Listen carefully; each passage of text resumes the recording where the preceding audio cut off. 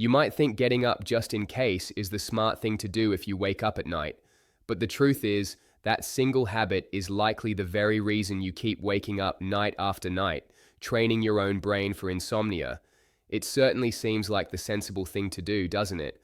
We've always been told it's a good idea. If you're awake anyway, why not take care of business so you can hopefully sleep for longer afterwards? But the truth is, getting up just in case doesn't fix why you woke up in the first place. And worse, without even realizing it, we're actually teaching our body a bad habit. We are creating a pattern that encourages our brain to keep waking us up night after weary night. In this video, we're going to gently walk through 5 common myths about nighttime waking that so many of us have believed for years. I know I certainly did. And the last myth, number 1, is especially important. It's a little warning sign our bodies might be sending us, a sign that has nothing to do with our bladders, but everything to do with our overall health. So please, stay with me, because understanding this could be the key to finally getting the peaceful, healing sleep you truly deserve. And before we begin, if you feel ready to find some answers and get a better night's rest, please take a moment to press that like button. It truly helps this message reach other wonderful folks who need to hear it. And if you haven't already, please subscribe to our channel so you don't miss out on our helpful health chats. I also love to hear from you, so please leave a comment below and tell me where you're watching from. It's a joy to connect with our community from all over the world. So, the real problem isn't just that we're waking up, it's that we misunderstand why, and we often do things that accidentally make it worse. Let's clear up the confusion together. We'll look at 5 myths, starting with the most common one and ending with the one that's most important for our long-term well-being. Myth number 5. I just need to drink less water. The thirsty trap. This is the first thing we all try. If I'm waking up to go to the bathroom, I'll just stop drinking anything after dinner. It makes perfect sense on the surface. Less water in should mean less trouble at night. But this can actually work against us and make our sleep even worse. The reason this can be a problem is that it can make your body a little bit thirsty or dehydrated while you sleep. And being even a little dehydrated is a form of stress on your body. But here's the strange part. When you don't drink enough, the urine your body does make becomes darker and more concentrated. This stronger urine can actually irritate the sensitive lining of your bladder. So, even a small amount can send a loud and urgent signal to your brain, waking you up with a feeling that you really have to go, even when your bladder isn't very full. There's a wonderful smart helper in your body that works at night. Think of it as your body's nighttime water manager. Its main job is to tell your kidneys to slow way down while you're asleep. This allows you to sleep for a long, peaceful stretch without being disturbed. But for this little manager to do its job properly, it needs you to have enough water in your system from throughout the day. If you go to bed thirsty, the manager can't work as well, and your kidneys just keep on working like it's the middle of the day. This isn't just a guess. In a large study from 2019, scientists looked at thousands of adults. They found a very clear connection. The people who slept for shorter hours were much more likely to be a bit dehydrated. It shows just how important staying hydrated is for a good night's sleep. So, what's the simple thing we can do? The secret isn't to stop drinking, but to drink smarter. Try to drink most of your water in the morning and afternoon. Fill up your body's tank early. Then, in the evening, if you are thirsty, have just a small glass of water, about half a normal-sized glass, at least an hour and a half before you plan to go to sleep. And here is a wonderful little tip. Put just a tiny pinch of good quality sea salt in that water. Salt helps your body gently hold onto that water and get it to your cells where it's needed, instead of just letting it run right through you. Do you have a rule about when you stop drinking water for the day? I'd be curious to hear about your routine in the comments below. Myth number 4. Oh, it's just my age. The belief that steals our hope. My friends, this one breaks my heart a little because so many of us believe it. We sigh and say, well, I'm over 60 now. This is just what happens. We hear it so often that we start to believe that poor sleep is an unavoidable part of getting older, like gray hair or a few more wrinkles.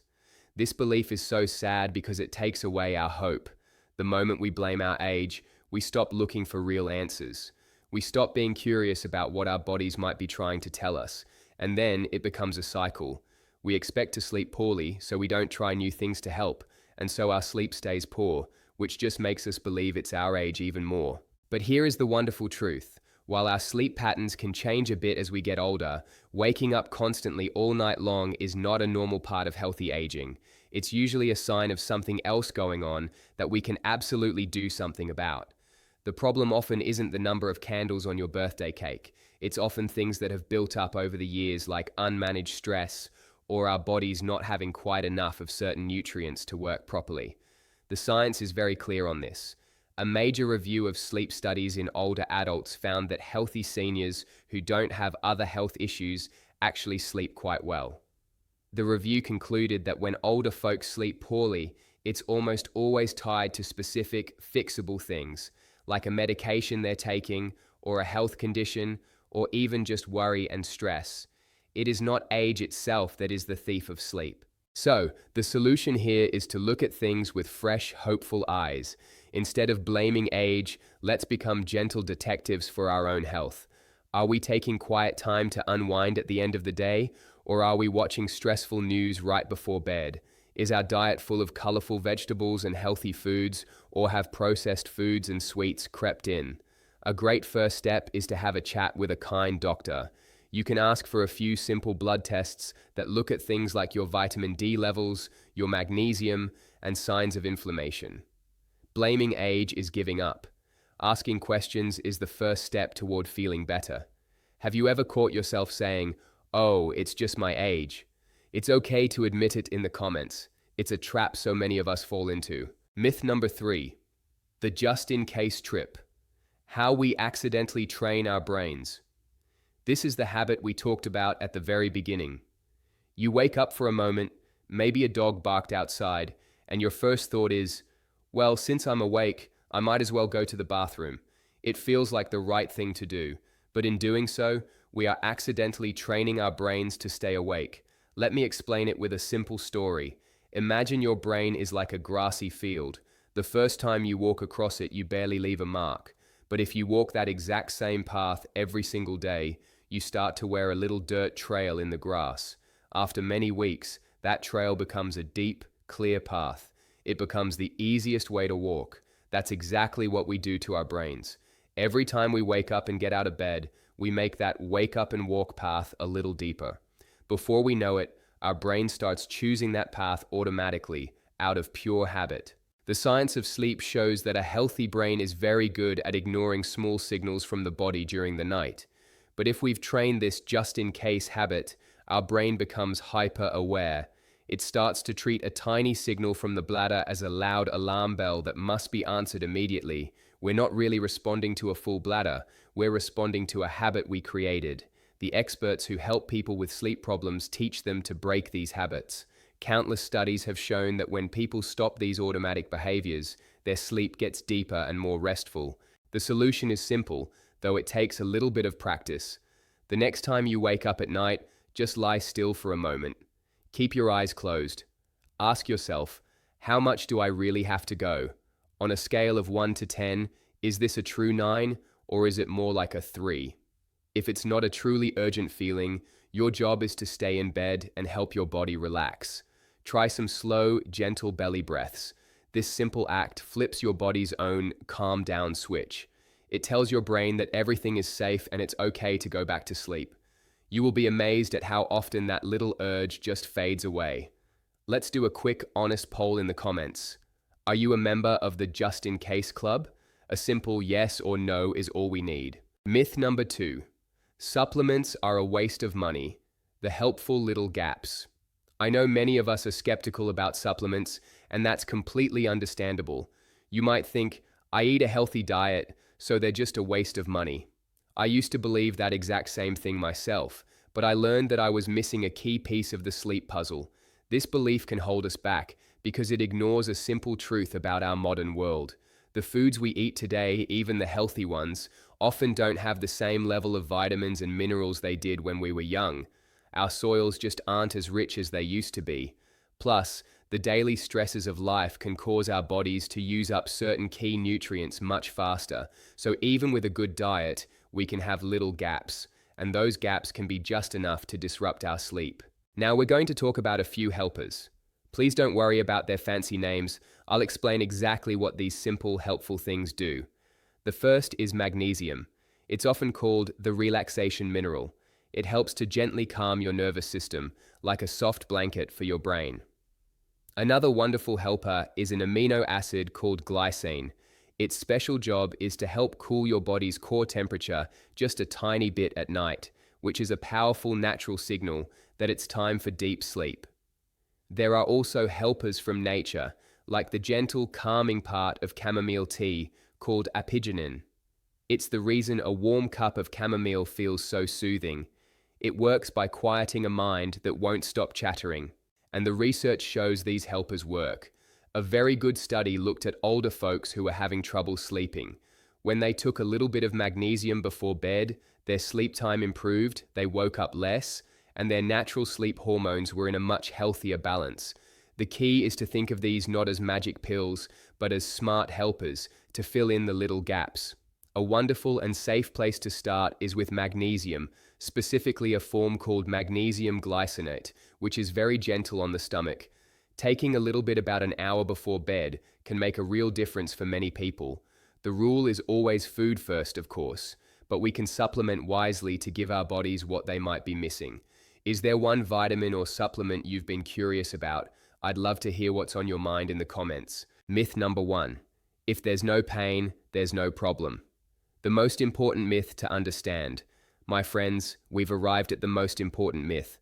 I want to talk about this one carefully, not to cause any worry, but to empower you with knowledge, because forewarned is forearmed. The myth is that waking up to use the restroom is just a simple bladder issue. We think, as long as it doesn't hurt, it's just an inconvenience of getting older. But this is a mistake. This belief is so important to correct because frequently waking up at night is often not a bladder problem at all. It can be one of the very first and gentlest warning signs that something deeper in your body needs a little attention. Think of it as a little flashing light on your car's dashboard. You wouldn't just put tape over the light and keep driving, would you? You'd want to know what the light was trying to tell you. Let's talk about what this little warning light could mean. Often, it's connected to how our bodies handle sugar. As we get older, sometimes our body's cells can become a little deaf to the messages from the hormone that manages sugar from our food. When this happens, a little extra sugar can build up in our blood. Your amazing kidneys notice this, and they work overtime to gently wash this extra sugar out of your system. To do that, they have to make more urine, and that process doesn't stop just because you've gone to bed. It can also be a sign of something called sleep apnea. That's just a way of describing tiny, brief pauses in breathing during sleep that we often don't even notice. When this happens, the body senses it and sends out a signal that, surprisingly, can cause the bladder to feel full very suddenly. The person wakes up blaming their bladder when the real cause was a little dip in their oxygen. Studies have shown that this is such an important warning sign that people who pay attention to it and get checked out often live healthier, longer lives.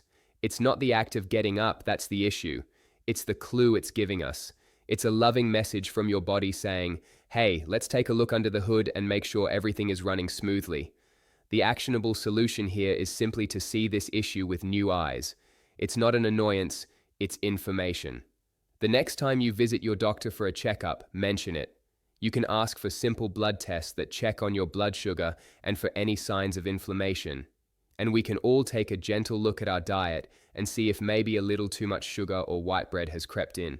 Small changes here can make a world of difference. Did you have any idea that this simple issue could be connected to our deeper health? It was a big surprise to me when I learned it, and I'm curious if it is for you too. Now, I know what you might be thinking, but if I drink at night, won't I have to get up to pee all the time? Don't worry, the solution isn't to be thirsty. It's about being smart and strategic. Here are 5 simple golden rules to help you. Number 1, volume. In the evening, drink only small amounts.